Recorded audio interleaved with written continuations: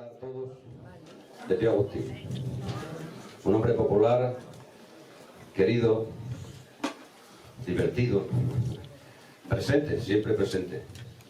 En mi mundo, Agustín pertenecía y pertenece a los inmortales. Un hombre con fuerza y con energía que nos las ha transmitido durante muchos años. Un par de recuerdos, como digo, podríamos tener todos muchos recuerdos de Agustín. Me toca a mí hablar, yo os cuento dos. Cuando la ronda, como ahora, paraba un poco a echar un trago, a fumar los que fuman y por ahí, él también echaba su trago, pero rápidamente se acercaba a alguno, él buscaba complicidad, se acercaba a mí, por ejemplo, y me decía: ¿qué hora que cantamos, Alfredo?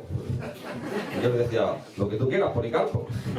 Entonces me miraba así primero diciendo: Policarpo, yo, vale, ella caía. Bueno, Javi, bueno, Agustín. Esa era parte de nuestra conversación. Y a menudo la que echábamos los dos era al entrar en Sevilla, como no, que nos gustaba mucho a los dos. Otro recuerdo, desde que eran dos, el segundo recuerdo, es pocos días de morir mi madre, que el otro día hizo un año, pues pocos días después de morir mi madre, sonó el teléfono, un móvil que no conocía, que no tenía. Javier, que soy Agustín. Coño, yo nunca había hablado con Agustín por teléfono, habíamos hablado muchas veces, pero nunca habíamos hablado por teléfono y no le conocía, ¿no?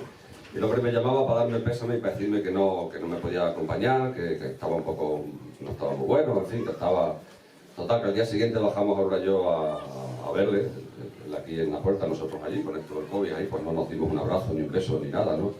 Y charlamos un rato y estaba cansado, cosa que fue una auténtica novedad, porque su saludo a menudo era: no me canso.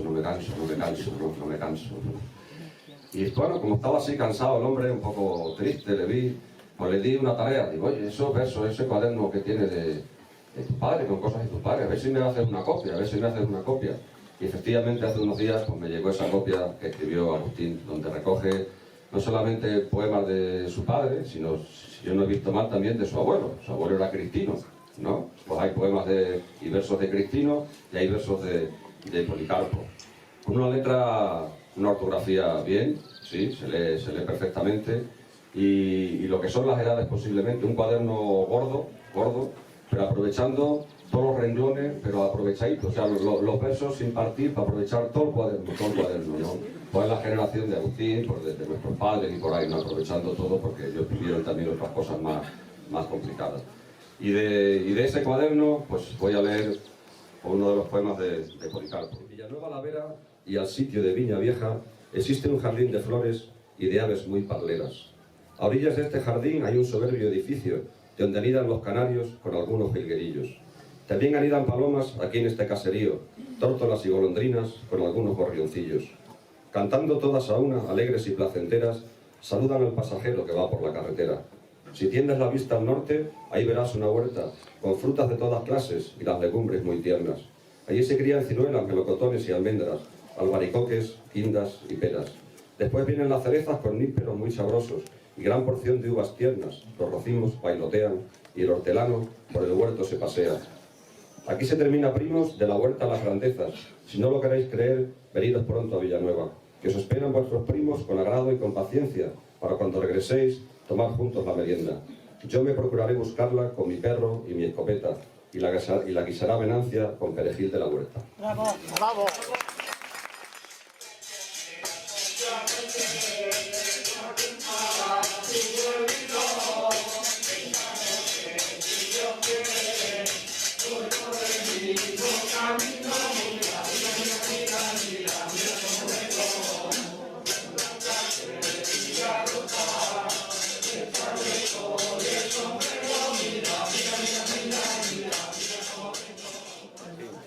A ver, os quiero dar muchas gracias por este sencillo homenaje a mi padre. Gracias por venir a esta su casa, con esta preciosa ronda, como tantas veces lo habéis hecho junto a él. Siempre con su caldero, su sonrisa, su alegría y buen humor. Pero cómo disfrutaba, y cómo disfrutábamos todos con él. Nos ha dejado un gran legado, pero su caldero no dejará de sonar. Hoy